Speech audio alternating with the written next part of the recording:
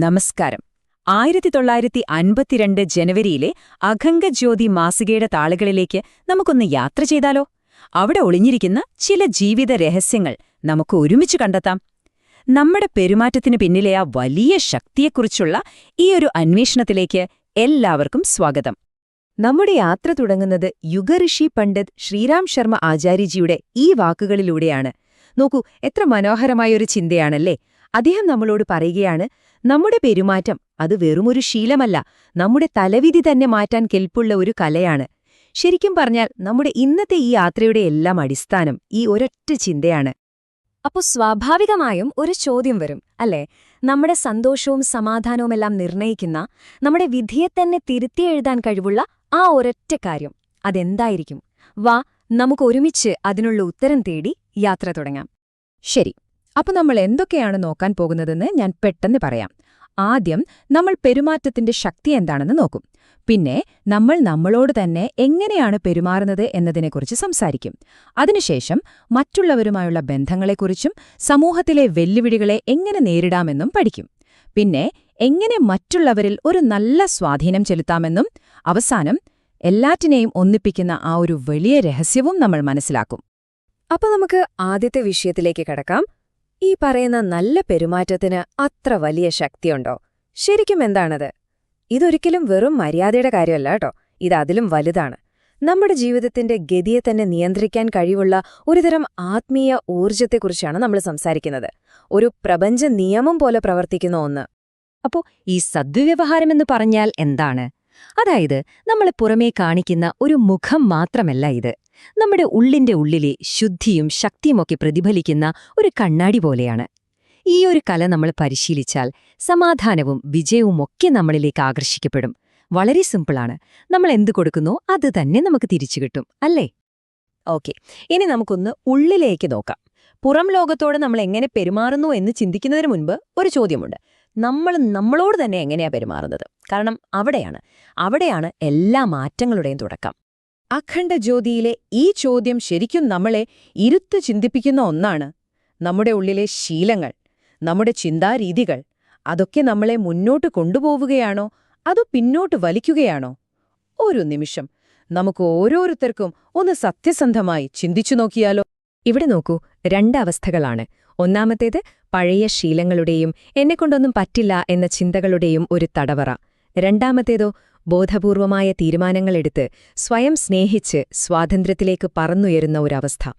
ആ ഒരു യാത്രയില്ലേ, ബന്ധനത്തിൽ നിന്ന് സ്വാതന്ത്ര്യത്തിലേക്കുള്ള ആ യാത്ര, അതുതന്നെയാണ് യഥാർത്ഥ ആത്മീയ വളർച്ച. അപ്പോൾ സ്വാഭാവികമായും ഒരു സംശയം വരും, ഈ പഴയ ശീലങ്ങളൊക്കെ മാറ്റിയെടുക്കാൻ പറ്റുമോ? അസാധ്യമാണെന്ന് തോന്നാമല്ലേ? പക്ഷെ അതിന് കൃത്യമായ 3 പടികളുണ്ട്. 1, ആദ്യം ആ ശീലം എന്താണെന്ന് നമ്മൾ തിരിച്ചറിയണം. 2, അത് മാറ്റുമെന്ന് ഉറച്ചൊരു തീരുമാനമെടുക്കണം. പിന്നെ 3-മത്തേത്, ഒരു കുഞ്ഞ് നടക്കാൻ പഠിക്കുന്നത് പോലെ വീണാലും വീണ്ടും എഴുന്നേറ്റ് ക്ഷമയോടെ പരിശ്രമിച്ചുകൊണ്ടേയിരിക്കുക. ശരി, നമ്മുടെ ഉള്ളിലെ കാര്യങ്ങൾ നമ്മൾ ഒരുവിധം ശരിയാക്കിയെന്ന് വെക്കുക. ഇനിയെന്ത് ചെയ്യണം? ആ ഒരു സമാധാനവും സന്തോഷവും ഒക്കെ പുറത്തേക്കും കൊടുക്കണ്ടേ?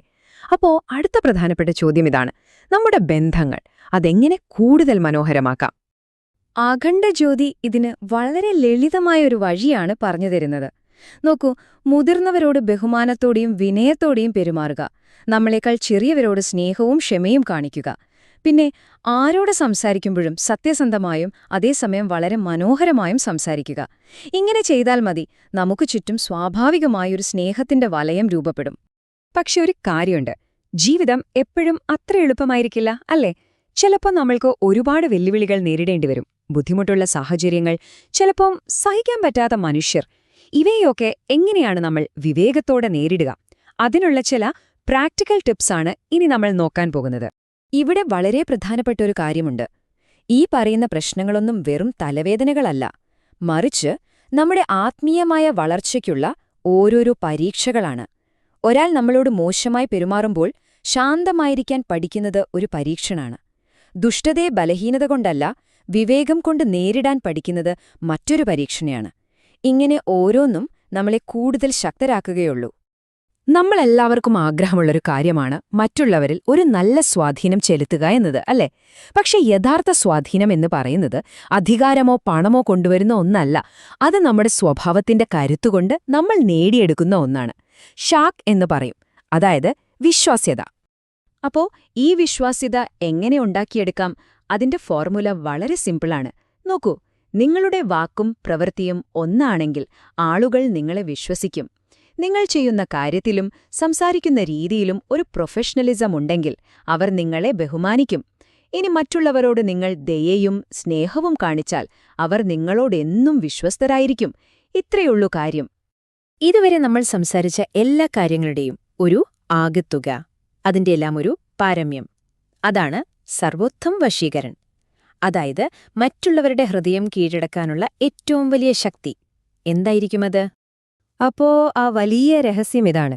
മറ്റൊരാളുടെ ഹൃദയം കീഴടക്കാൻ പ്രത്യേക മന്ത്രങ്ങളോ തന്ത്രങ്ങളോ ഒന്നും വേണ്ട. എപ്പോഴാണോ നമ്മുടെ ആത്മാവ് ശുദ്ധമാവുന്നത്, നമ്മുടെ പെരുമാറ്റം ഏറ്റവും നല്ലതാവുന്നത്, അപ്പോൾ സ്വാഭാവികമായി നമ്മളിൽ നിന്നൊരു പ്രകാശം വരും.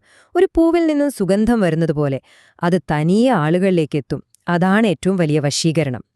അപ്പോ അഖണ്ഡജ്യോതിയുടെ ഈ ലക്കത്തിൽ നിന്ന് നമ്മൾക്ക് കൊണ്ടുപോകാൻ പറ്റുന്ന പ്രധാനപ്പെട്ട കാര്യങ്ങൾ എന്തൊക്കെയാണ്? നമുക്ക് പെട്ടെന്നൊന്ന് നോക്കാം. ഒന്നാമത്തേത്, നമ്മുടെ പെരുമാറ്റം വെറും പെരുമാറ്റമല്ല, നമ്മുടെ വിധി എഴുതുന്ന ഒരു ശക്തിയാണ്. രണ്ടാമത്തേത്, ഏത് മാറ്റവും തുടങ്ങേണ്ടത് നമ്മുടെ ഉള്ളിൽ നിന്നാണ്. മൂന്നാമത്തേത്, പ്രശ്നങ്ങൾ വരുമ്പോൾ വികാരപരമായിട്ടല്ല, വിവേകത്തോടെ പ്രതികരിക്കുക. പിന്നെ നാലാമത്തേത്, യഥാർത്ഥ സ്വാധീനം എന്നു പറയുന്നത് നമ്മൾ കഠിനാധ്വാനം ചെയ്ത് നേടിയെടുക്കേണ്ട ഒന്നാണ്. ഈ യാത്ര ഇവിടെ അവസാനിക്കുമ്പോൾ ഞാൻ നിങ്ങളോടൊരു ചോദ്യം ചോദിക്കട്ടെ. ഇന്നു മുതൽ നിങ്ങളുടെ പെരുമാറ്റത്തിലെ ഏതൊരൊറ്റ ചെറിയ കാര്യമാണ് നിങ്ങൾ മെച്ചപ്പെടുത്താൻ ശ്രമിക്കാൻ പോകുന്നത്? ഒരു പക്ഷേ അതൊരു പുഞ്ചിരിയായിരിക്കാം, അല്ലെങ്കിൽ ക്ഷമയോടെയുള്ളൊരു വാക്കായിരിക്കാം. എന്തുമാവട്ടെ, ഓർക്കുക, വളരെ ചെറിയൊരു മാറ്റം പോലും ചിലപ്പോൾ വലിയ അത്ഭുതങ്ങൾ സൃഷ്ടിക്കും. നിങ്ങളുടെ ഈ ആത്മീയ യാത്ര മുന്നോട്ടു പോകട്ടെ. നന്ദി.